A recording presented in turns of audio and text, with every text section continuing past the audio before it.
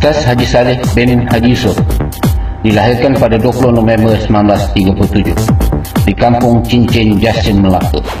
Beliau mendapat pendidikan awal sehingga tamat darjah 6 di Sekolah Kebangsaan Tangkak, Johor, dan kemudian menyambung pelajarannya di Madrasah Al-Masyhur, Pulau Pinang pada tahun 1951 sehingga 1956. Kemudian beliau meneruskan pelajarannya ke Kolej Islam Kelang pada tahun 1956 sehingga 1963. Di dalam tahun 1964, beliau mula bertugas di Jasin, iaitu di Sekolah Inggeris Jasin, sehinggalah tamat perkhidmatannya pada 1962 di Sekolah Menengah Tun Tuah, Melaka.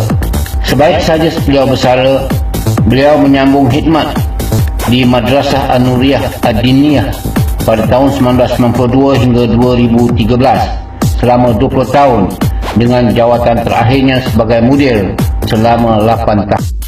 Di dalam hal kemasyarakatan, beliau telah menjadi ahli Parti Islam Malaysia pada tahun 1970 di Jasin dan bergerak di daerah Jasin di dalam Dewan Ulama.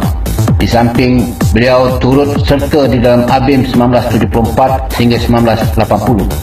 Beliau menjadi ketua ABIM Jasin sewaktu Datuk Seri Anwar Ibrahim menjadi presidennya. Sewaktu beliau belajar di Pulau Pinang, iaitu di Madrasah Al-Masyhur, Ustaz Saleh Yusof telah terdedah dengan ceramah-ceramah daripada Dr. Burhanuddin Al-Helmi, Ahmad Ustama, Dr. Hamka dan beberapa tokoh ulama dari Patani Selatan, Thailand. Sementara di Kolej Islam Kelang pula, beliau seangkatan dengan Ustaz Ahmad Awang, Dr. Harundin dan lain-lain. Beliau telah diberi kepercayaan menjawat jawatan Pesuruhjaya PAS di bawah Presiden Ustaz Fadil Muhammad Noor pada 1964 hingga 1997 selama 3 penggal.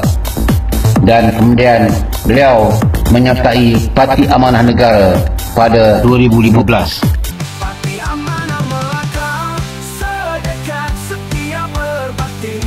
Mengenang jasa pejuang lama, kami sambung warisan mulia. Bina persaudaraan, kekalkan perpaduan, bersama menuju masa